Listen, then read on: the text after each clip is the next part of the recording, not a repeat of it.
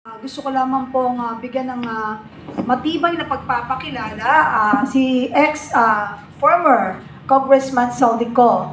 Dati po siyang representante ng Ako Bicol Party List. Siya po yung nag-akusa kay Pangulong Ferdinand Marcos Jr. at iba pang mga opisyal na kasangkot sa korupsyon sa mga proyekto sa pagkontrol ng baha o yung maingay na issue about the flood control. Pinasok ni Pangulong Marcos yung sabi nila sa English ata it's yung insertion ng 100 billion sa 2025 budget para sa mga proyekto sa flood control at may mga kickback daw na natanggap ang mga opisyal. Ngunit itinatanggi po ito ng administrasyon ni BBM. Ang mga akusasyon po ni Saldico at sinabing ito ay mali at walang basihan. Sinabi ni Pangulong Marcos na si Saldico daw po ay nagtatangka na i-blackmail siya or mga gawaan ng mga kwento at ang abogado po ni Saldico ay nag-along na itigil ang paglalapat ng mga video na may mga akusasyon kapalit ng hindi pagkansela ng pasaporte ni Ko. At dahil po sa iskandalong ito, nilikha ang Independent Commission for Infrastructure or the ICI upang imbestigahan ang mga proyekto sa pagkontrol ng baha at matukoy ang mga responsable. Nag-freeze rin po ang gawaan ng mga ari-arian sa halagang 12 billion. Nakaugnay rin po dito si ex-Congressman Saldico at iba pang mga individual na kasangkot sa iskandalo. Pinag-uusapan po dito ang kredibilidad ni Congressman Ko.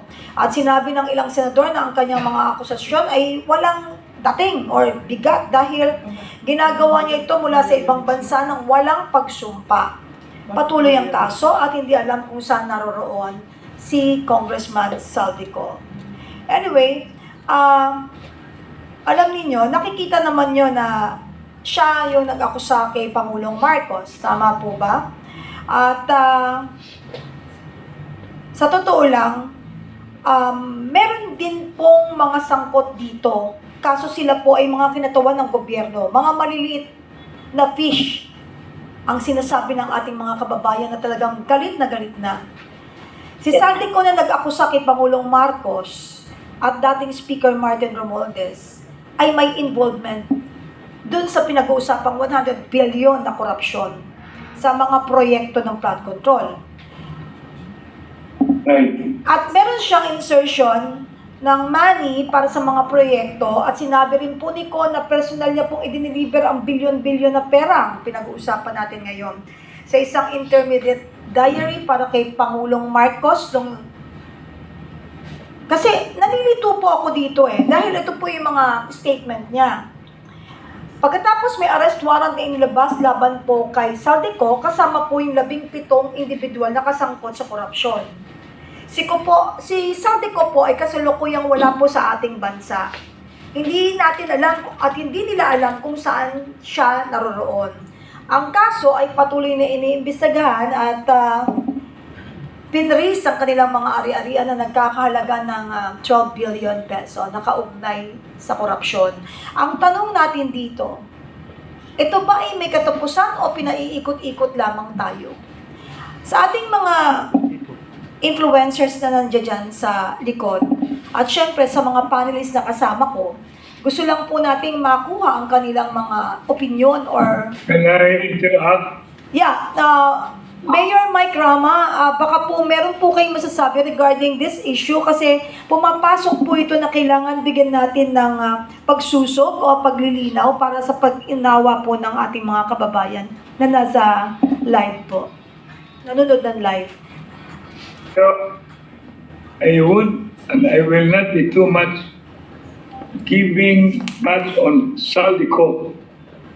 Too much of bringing him to popularity list to become a hero or what not. Yung sinasabi mo, paikot-ikot, these are all cheap narrative, cheap narration. Kahit papano, it cannot anymore be denied. Even you are a lawyer, di ba nandiyan ka, Yvette? Yes po. Res ipsa locator. Let's all look back at the beginning. Kahit pa paano, patong-patong yan eh. Patong-patong, patong-patong. Ayaw ko na magiging broken records. You know, from whatever been already highlighted unsolved national issues. Pumasok na hanggang ang dami ng hindi masusolve, totoo lang, nang pinasok na itong mga sinasabi kong force majeure. Kala mo, madali ito. Even dito sa Cebu, Majid, umpisa North Province. Pumasok dito sa Cebu City, damay pa ang Mandawi, damay pa sa Rizay, dumating doon sa South of Cebu City. Ito lahat, hindi lang pupokus natin kay Saldico, hindi lang natin ipopokus to. Talaga makikita mo, ang panawagan, talagang BBM resign. I have been very much constantly and frequently in several occasions in Davao at the outset of BBM's presidency. Pangalawa, dumating naman ako doon ilang beses hanggang umabot yung snatching at saka kidnapping. Pinag-uusapan natin ngayon, Saldico. Siya mismo, bakit ko? Hindi naman ako, hindi naman ikaw, hindi si Saldico. Siya mismo. Ang problema, bakit binibigyan natin pabalik-balik yung pangalan Saldico? Hindi na, wala nang iba. Kaya nga itong t-shirt ko, yung sinasabi kong ganun, we have to be very clear. Lest we will all be skirting the issue, and then at the end of the day, ito na naman, dali na naman tayo yung sinasabi narration. Ayaw ko na yung narration na yan.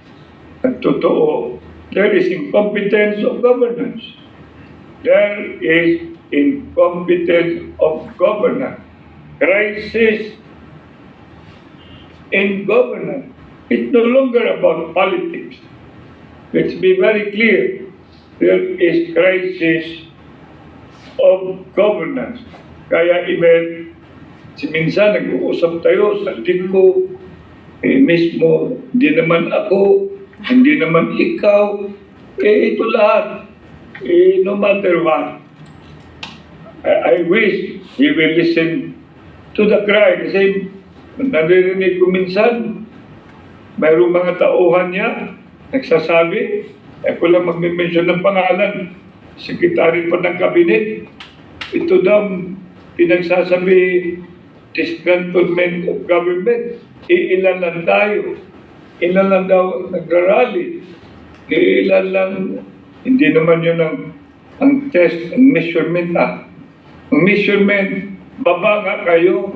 Ako'y bumababa. Ako'y pumupunta ng 80 barangays, almost done. Wala namang sinasabing kung hindi. Pag tinatanong ko, Marcos Duterte, anong answer? Right away, Duterte. Alam mo yung totoo, hindi naman ako magsasabi. Bakit naman ako magsasabi ng hindi totoo?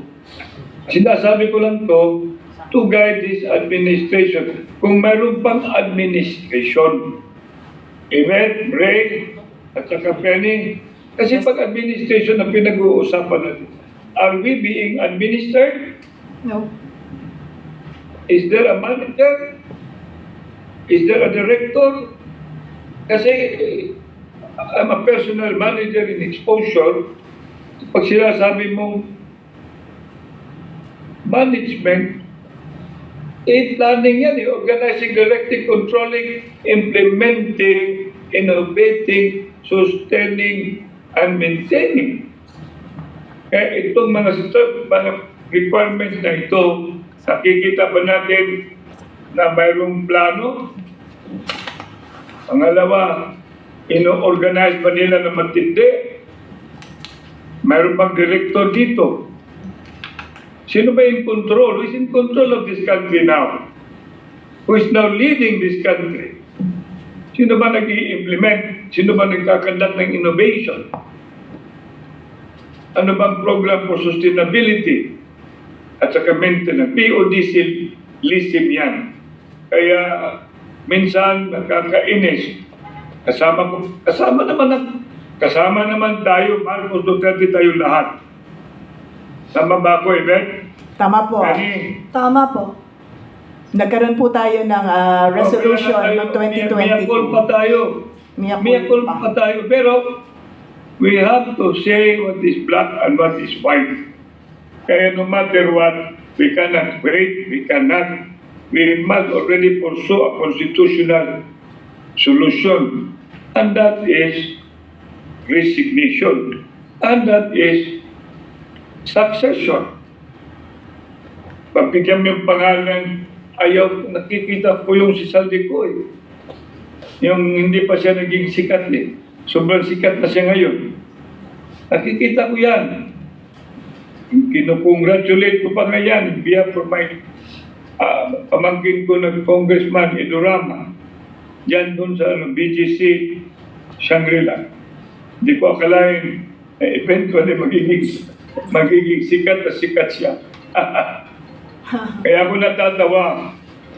Did not bring in this platform names na talagang until now, I don't want to say I doubt, but I am seeing things based on my experience.